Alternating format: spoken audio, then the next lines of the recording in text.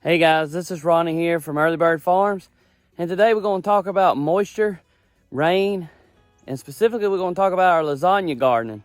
So let's get to it. I started the process this year of doing lasagna gardening. I probably started this at the end of last year. I started tinkering with this a little bit, but I kind of went full on out on my small garden here this year. I layered in cardboard and then hay and then compost, and then I put some unfinished compost on here. Well, I've been curious about the moisture level on this. I can dig down deep and it's still pretty damp down there, after I get 4 or 5 inches. So with all that being said, I wanted to build to monitor the moisture level a little bit better than just sticking, my hands down in the dirt and feeling for it. And I didn't want to overwater the garden. Now, to give you some history here, we have not had rain in 2 weeks here in South Carolina. I live in South Carolina, in the Piedmont area of South Carolina specifically. And 2 weeks ago we got some rain, but then prior to that we had a long drought of no rain. So I bought this little meter here, and I bought it for 2 reasons: to check the pH of my level and to check the moisture in the level. But the main point of this video is how well the lasagna garden is retaining water. So I wanted to show you this moisture meter in a couple of different areas to show you how this is retaining water. Now, I watered this garden on Monday of last week. It has received no additional water since then. And when I stick this meter in the ground, you'll see what it shows. But before we stick it in the ground over here on the lasagna garden, I want to stick it in the ground over here where our garlic was in our container beds.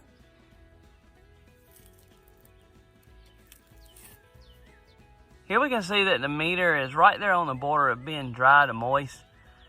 Now I will tell you, I have watered this last night, and this bed was pretty good at retaining water.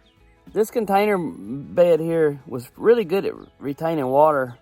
I have not watered this container garden since last physically watered it until I planted these tomato plants. I pulled my garlic out and planted two cucumber and 2 tomato in this container, and that was the first time that I've watered this container since last fall. Anyway, the moisture here is, I'm trying to build this back up. This has some layers in it too, mostly hay.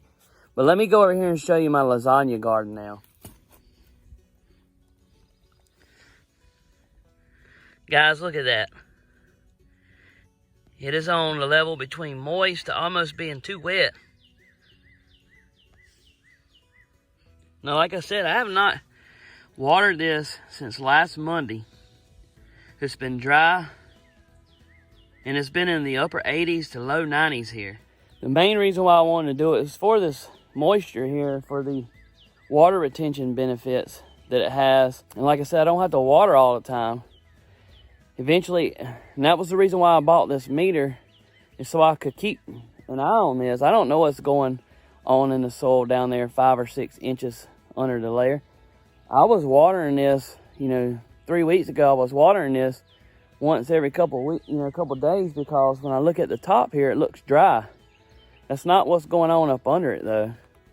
So I think this meter is going to come in handy. I can keep an eye on this. I can see when I need to water it. When it gets, right here on the 3 to 4, right there at the dry to moist level, I can hit it with a good deep soak if we hadn't had any rain.